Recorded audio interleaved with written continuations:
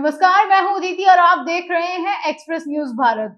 नरसिंहपुर जिले के करेली से जल संरक्षण को लेकर एक सकारात्मक पहल देखने को मिल रही है, जहां शहर से निकलने वाली धमनी नदी के गहरीकरण का कार्य शुरू कर दिया गया है। गंगा जल संवर्धन अभियान के तहत जन भागीदारी से धमनी नदी के गहरीकरण कार्य का शुभ आरंभ किया गया।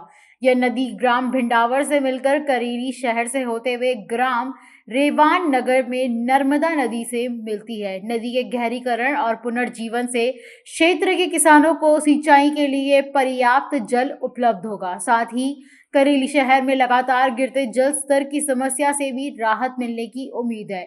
करेली में धमनी नदी के गहरीकरण का कार्य आने वाले समय में जल संकट से निपटने की दिशा में एक महत्वपूर्ण कदम साबित हो सकता है, जिससे किसानों और आम नागरिकों को सीधा लाभ मिलेगा।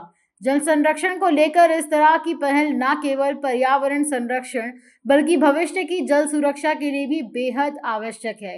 इस जन भागीदारी अभियान में पारदर्शन जनप्रतिनिधि, मुख्य नगर पालिका अधिकारी सहित नगर पालिका के कर्मचारी शामिल रहे और श्रमदान कर इस कार्य की शुरुआत की। आज जैसे कि शासन के निर्देश हैं कि जल संचय जन भागीदारी अभियान के अंतर्गत नगर पालिकाओं और जनपदों में जलीय संरचनाओं के संरक्षण हेतु कार्य किए जाने हैं, जन सहयोग से भी और शासन स्तर पे भी। तो आज हमने धमनी नदी में जो गहरीकरण का कार्य प्रारंभ किया है। धमनी नदी के एक पोर्शन पे अमृत 2.0 के अंतर्गत पहले से ही कार्य प्रारंभ है। धमनी नदी का जो दूसरा हिस्सा गाड़ावाड़ा रोड पे आता है, उसमें हमने आज श्रमदान के अंतर्गत गहरीकरण का काम शुरू किया है और कोशिश करेंगे कि नदी को बहुत बेहतर बना सके। ये कहां से कहां तक गहरीकरण?